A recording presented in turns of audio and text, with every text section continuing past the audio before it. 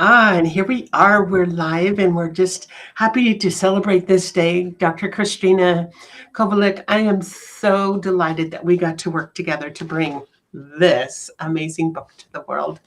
I have all kinds of notes so that I wanted to, things that I want to talk about. But Dr. Christina Kovalik, you've been practicing medicine for how and optimizing hormones, which is really important because I think the hormone issues that people face is critical to understanding how to feel vital and happy and well. So, how long have you been practicing? Well, I've been practicing for about 21 on 22 years now. And my passion's always been really women's health. And I kind of stumbled upon really with that, focusing on hormones and seeing the importance of balancing hormones as people age throughout their life. So I was really passionate about initially with fertility because I wrote my master's thesis in acupuncture on female infertility. And so I've always had a passion about helping couples. And part of that is balancing hormones and the things that the tools that I have, the things that are able to balance things naturally, which is really important. And then also looking at the mind, body, spiritual aspect of hormone imbalance. So that's kind of where my passion began as far as Right. balancing hormones and the importance of that in women's health. But then as my practice continues to grow, I saw the men also. So it was really important as my practice is growing and transitioning through fertility, pregnancy, postpartum, looking at women's transition to perimenopause and menopause, and then also seeing that it affects men as well. So that's kind of where I saw the need for this type of information to be out there. And so I'm really excited to present it and be able to share it with the world. It's beautiful information, and I was so struck. I have been just so impressed with bringing this book, helping you to bring this book to the world, because it is, hormones affect men and women, and it can be such a mystery because medical doctors often don't ever address that issue, and it becomes this mystery of a lot of suffering for many people, to understand what's going on. In your book, you started the very beginning of the book in telling about you and how you came to this place. But the principles that you live by and promote in your practices: do no harm, trust in the healing power of nature, treat the cause, treat the whole person, doctor as teacher, and prevention. And to me, those are the very underlying things. And what I was struck by with the way that you brought this book to the world is you talk about the traditional, the way the doctors would handle a situation, and then talked about the more natural ways that can address a situation. And one of the things, as when I've gone to the doctor for various things in the past, the first thing they want to do is just prescribe medication and not really help you to understand why is there this underlying problem. And I know that in your practice, as you work with people, that you're helping them to understand the deeper root behind the issue that they're facing. Yes, and that's how naturopathic medicine is so different, because we do focus on treating the cause, looking to using nature, supporting people where they're at and optimizing their health. And so, I live by those principles because that's the basis behind naturopathic medicine. And I'm lucky that I'm able to share that with patients because I hear it every day that they come in and they've had multiple medications for one thing. It's like you go into the doctor and they only see you for that one thing and treat that and give you another medication, which can cause imbalances or maybe more side effects, and then they give you another medication. So they're just kind of covering it up in a lot of ways. And so with naturopathic medicine and what I specialize in, it's really focusing at the root cause of the imbalance, whether it's emotional, nutritional, hormones, anything that might be out of balance, and just treating it naturally. has a more harmonious benefit, and it benefits the whole person, not just the one symptom. And that's how it's very different. And that whether we're using nutrition, herbs, acupuncture, homeopathy, or at occasion, I do use medications when we need them. And that's what the beauty of the practice and my scope. So it's very empowering that I'm able to offer patients solutions, and they're not just covering up things, which is really important. Right. It's like putting a Band-Aid on it, and it doesn't really mean that it's getting to the root. I have a really dear friend who she started suffering terribly with gout, and she got to where she could barely walk, was in pain, wasn't sleeping. They gave her steroids, and the steroids brought on diabetes and all kinds of other things, and kind of an angry person. She was just not feeling well about anything, and so she lives in Wisconsin, but she's been going, really studying and learning and tapping into more natural ways, and slowly recovering from that big onslaught of tough stuff. And these medications, some of them can bring a lot of really terrible side effects. Yeah, and that is very common. I see it every day with patients, and it's nice to be able to offer some solutions. And that's how, a lot of this I didn't find when I was researching information about hormones and this type of book that's actually taken years for me to develop, because I started writing information about pregnancy, postpartum, and that information. I wrote that like several years ago. And then I just found the other pieces that I felt were very important to add. And then having this type of a quick guide, I think, is really empowering for a lot of patients, because they have the ability to understand what's going on in their body. Because a lot of times doctors will not, maybe they won't tell you exactly how things work in your body. And so it's nice by having this type of a resource so patients can understand and do the research themselves, but get right information, because there's a lot of misinformation out there as well. There is. And so when you're working to balance the hormones, how do you look at the body systems? Do you work, the overall, because we talk in chapter 3 about the benefits of optimal hormones on body systems, and you're talking about bone health, brain health, breast health, cardiovascular, diabetes, mental health. You go down the list, you kind of separate them out and go into depth about that. What are you seeing as far as responsiveness, from your patients, and how is it affecting them to be able to find that there's a different way to approach their issues? Well, as we know, like hormone imbalance can happen at any age and stage in a woman's or man's life. So depending on where that patient is, like say if they come in for irregular cycles, then I can help them at that stage in their life and look at hormones a little different in the fact that like optimal ranges where patients feel the best, and look at their stage of life and what's normal for their stage.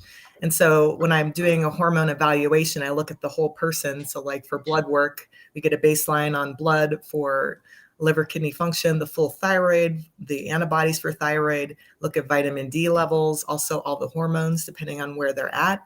And that kind of gives me a baseline snapshot of what's going on in their life right then. And then in conjunction with whatever symptoms they're experiencing, I might recommend acupuncture or do some nutritional things to help bring them back into balance.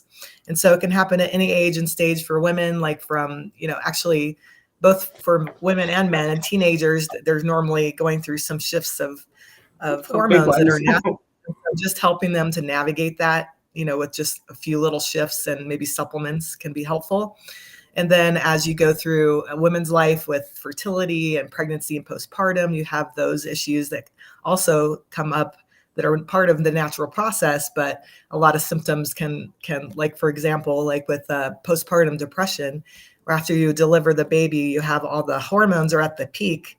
And when you deliver, you have that crash, which is why patients get baby blues, which is just like a natural, your body's ability to adjust from having high hormones to all of a sudden it gets lowered after delivery. And so I help patients kind of navigate that. And sometimes it's just a matter of bringing your hormones back into balance so that it doesn't turn into postpartum depression. So there's some things we could do that way, and as well as I see it every day, women in perimenopause, they don't feel good.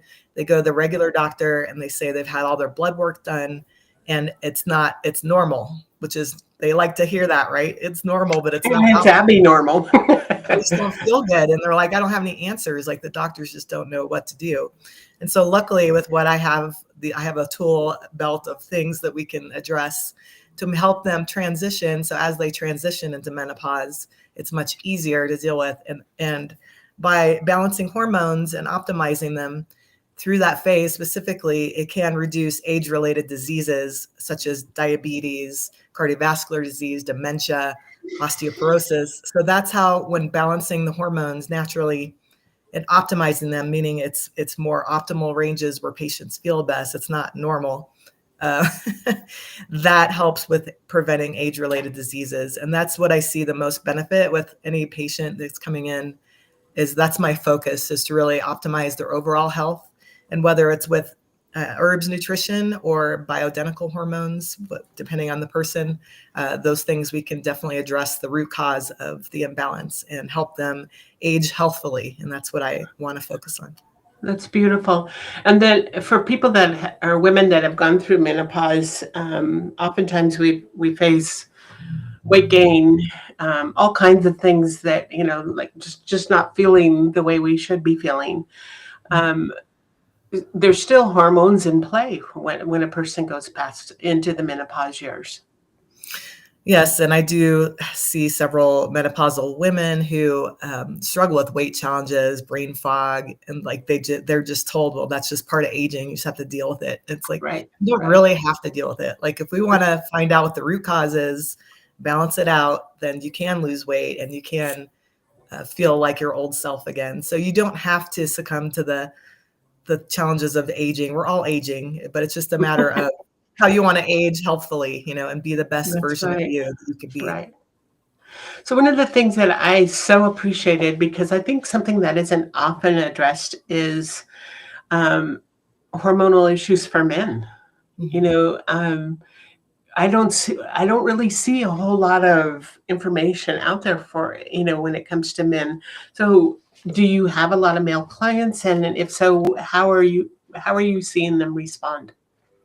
Yes, I do see a lot of male patients. And, the thing about them is, like, women have perimenopause and everybody knows about perimenopause and menopause.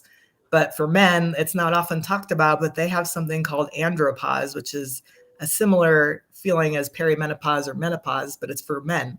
And so I see men from in their late 30s to 40s, and they're already starting to see a decline with their hormones that happens with aging. So it's very similar to what women experience, but obviously not as dramatic, because with women, they stop menstruating, but men just don't have that component. And they end up getting, weight gain, the beer belly appearance as they age, and they have all the same risk factors of osteoporosis and cardiovascular disease, dementia. So by optimizing their hormones and helping them deal with the parts of andropause, which could be low libido, weight challenges, fatigue, brain fog, depression, not sleeping well, all the same symptoms that we experience with women going through those areas, minus the hot flashes, obviously.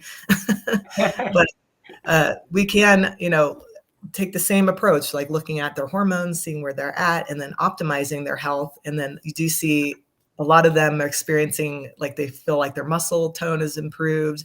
They just feel much better, like more like their old selves. So yes, it's not often talked about, but I do see a lot of men as well. Sometimes it starts with the woman, they bring their husband in, or their partner, and that seems to happen often. But, the whole point is you just want to live optimally and be your best version of you, even if you are aging. You don't have to succumb to it's just part of aging. That's beautiful. I've often said that if men had to have periods and have babies, there would be no children in the world. Because it's really different, because but still there's hormonal issues all the way around, and if they're addressed, wow, so much, so amazing. One thing that I noticed about your book, and the kind of the fun part of this, is the incredible recipes that you have in the book. I so appreciated them because sometimes we're stuck on, how do I eat and what do I eat? How is it going to affect my overall strength? And I've always made a lot of broths. I love broth Mhm. and bone broth. I did a vegetable broth the other day, and when you drink it, your body just feels like, oh, coming alive. Mhm. Yeah. It just, when you eat something or you drink something when it's good for you, because you can Mhm. feel it, your body responding to it. But you Mhm. had some pretty cool recipes. Talk about your recipes. Yeah, well, first of all, like most people follow a standard American diet, which is I call it a sad diet. It's like you're just eating a lot of processed foods and unhealthy foods. But I think just the point of bringing awareness to people to say, think about what you're eating and putting into your body, because if you don't feel good, think about the foods you're eating, like the quality, the vitality of the foods.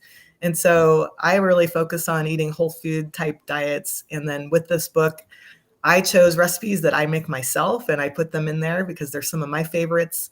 And I love eating healthy. So I follow, a very similar type of diet, like doing protein and vegetables and good like berries and things like that. So I Right. do follow that to a T. And I think it is important because the Mediterranean diet has been shown to decrease inflammation, and we are constantly bombarded by the environmental toxins in the environment, Everything. foods you're eating, the things you put on your skin, the products you use in your household. So all those contribute. And so by creating recipes, I think it helps patients to follow. Like if they're not used to eating this way, it gives you some kind of a map to start with.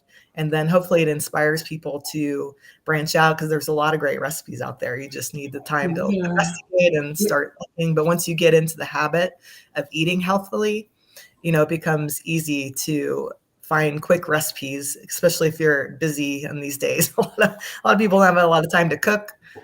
So Right. it's It's true, because making everybody's those habits, healthy habits, be part right. of your life. In your book, you talked about um, dirty foods, or like the fruits and the vegetables, because of the toxins, the way things are grown. Can you Mhm. address that? Yeah, so there are I have a dirty dozen, where if you can look it up and see the top toxic vegetables and fruits. Like, and what that means is how many pesticides and things they use on them.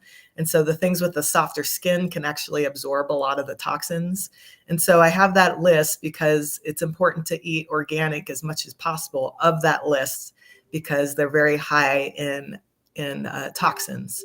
So it just brings awareness of which fruits and vegetables you're eating, that you could eat the standard commercial that's okay, but mostly organic. Obviously, organic is pesticide free, and you try to do the best that you can. So that list just gives you a list of the top toxic vegetables and fruits, just to bring you some awareness of. And some of them also are genetically modified, like corn is one. So you have Very to be much. very cautious about the things that you're eating. And so just again, to bring awareness of the toxin and the environment.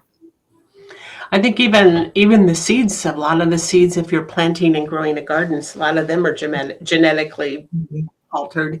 And Yeah. there's companies like Seeds of Change and different things like that offer a much higher quality, and not so much, not non-genetic, modified. So it's really important to really understand. So if you're listening to this, or going to be listening to this, if you're tired, you're irritable, you're lacking motivation, you're feeling anxious, maybe you're not sleeping, maybe this is the time to pick up a copy of this book, and you'll find you'll gain so much clarity on a whole different way of maybe looking at your health, your everything about what you're doing in life, and can turn it around just by the foods you eat, and then the more natural ways of addressing um, your health. So, Dr. Christina, I am just so impressed with you, with your book, with the work that you do in our world. It is so vital, so important. And so, for anybody listening, we have the link in the chat. Um, Otherwise, just go to Amazon for Dr. Christina Kovalik.